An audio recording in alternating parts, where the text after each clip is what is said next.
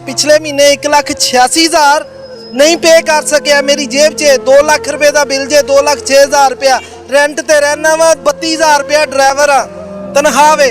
बच्चे ने 5 बच्चे ने कि मेरे घर दी हालत देखो तुसी। मैं दसा ला लू, मेरा दिल करता गाला कटा ला लू। इंडिया को गाला कटा के मर जाए।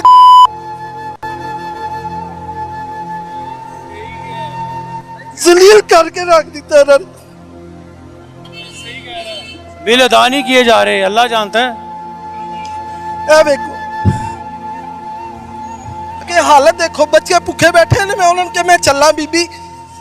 टाइम देखो मेरी 10 बजे ऑफ होती है, मैं चला वा। मेरे किस तरह इतना ज्यादा बिल आ गया 2,06,000? ए देखो ना, मैं तो पागल हो गया। इतना दा हो गया बिल, पता नहीं हूं की होएगा। घर की बालते रहे हो? जाके वेख लो, है दूर नहीं है, नाल 2 गलियां छड़ के आ। 2 गलियां छड़ के आ घर। तकरीबन बच्चे जानते ने मनु सारे। जंपल इथों दी है। इन्ना ਨੂੰ ਵੋਟ ਦੇ ਦੇ ਕੇ ਅਸੀਂ ਮਰ ਗਏ ਆ, ਪਰ ਇਹਨਾਂ ਨੇ ਸਾਡਾ ਅੱਜ ਤੱਕ ਅਹਿਸਾਸ ਹੀ ਨਹੀਂ ਕੀਤਾ।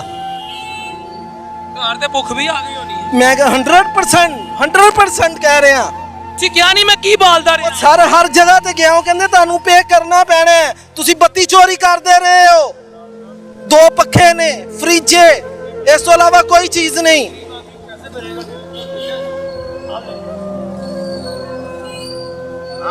ਨੇ ਰੈਂਟ ਦਾ ਘਰ ਹੈ, ਆਪਣਾ ਜ਼ਾਤੀ ਹੋਵੇ ਨਾ, ਚਲੋ ਬੰਦਾ ਕੁਝ ਕਰ ਲੈਂਦਾ ਹੈ।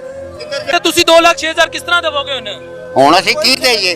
ਨਹੀਂ ਕੋਈ ਸਮਝ ਨਹੀਂ ਆਣ ਦੀ। ਕੋਈ ਚੀਜ਼ ਵੀ ਨਹੀਂ ਇਹੋ ਜੀ ਵੇਚਣ ਵਾਲੀ ਹੈਗੀ ਕਿ ਵੇਚ ਕੇ ਦੇ ਦਈਏ। ਕੋਈ ਸਮਝ ਨਹੀਂ ਆਣ ਡਈ। ਸਾਰੇ ਮੈਨੂੰ 6 ਮਹੀਨੇ ਤੋਂ ਉੱਤੇ ਹੋ ਗਏ ਨੇ ਫਲ ਲਗਾਇਆ ਨੂੰ ਘਰ। ਤੁਸੀਂ ਕਿਹੜੀ ਗੱਲ ਕਰਦੇ ਹੋ? ਆਟਾ ਖਾਣ ਨੂੰ ਨਹੀਂ ਲੱਭਦਾ, ਫਲ ਅਸਾਂ ਕਿੱਥੋਂ ਖਾਣਾ? ਹਕੀਕਤ ਦੱਸਣੇ ਆ, ਹਕੀਕਤ ਦੱਸਣੇ ਆ। ਅਲਫਨ ਕਹਿੰਦੇ 6 ਮਹੀਨੇ ਪਰ ਕਸਮ ਖਾ ਲਵਾਂ, ਮੁਸਲਮਾਨ ਨੂੰ ਖਾਣੀ ਨਹੀਂ ਚਾਹੀਦੀ। ਠੀਕ ਹੈ, ਹਕੀਕਤ ਤੁਹਾਨੂੰ ਦੱਸਣੇ 6 ਮਾਹ ਤੋਂ ਉੱਤੇ ਹੋ ਗਏ ਨੇ। बच्चे दस रहे ने कि फल की है। 24 घंटे से ऊपर हो गया मुझे खाना खाए। रहे ने कि फल की है। 24 घंटे से ऊपर हो गया मुझे खाना खाए। सफेद पोशी है सिर्फ, और कुछ नहीं है। अंदरों वेले आ। ਅਸੀਂ ਇਹ ਕਹਿ ਰਹੇ ਹਾਂ ਕਿ ਉਹ ਖਾਨ ਸਾਹਿਬ ਜਿਹੜਾ ਸੀ ਨਾ, ਉਹ ਇੱਕ ਅੱਛਾ ਇਨਸਾਨ ਸੀ। ਹਰ ਗਰੀਬ ਦਾ ਉਹਨੇ ਸੋਚਿਆ, ਉਹਨੂੰ ਫੜ ਕੇ ਅੰਦਰ ਦੇ। क्या गलती है, उसने शऊर दे दिया।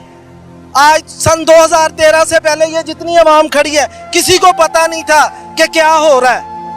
किसी को पता नहीं था, बस यही था बारी है। 5 साल ये आ रहा है पीपल्स पार्टी, 5 साल नून लीग। जब खान आया उसने बताया है कि यार ये हो रहा है, ये तुम लोगों के साथ ज्यादती हो रही है।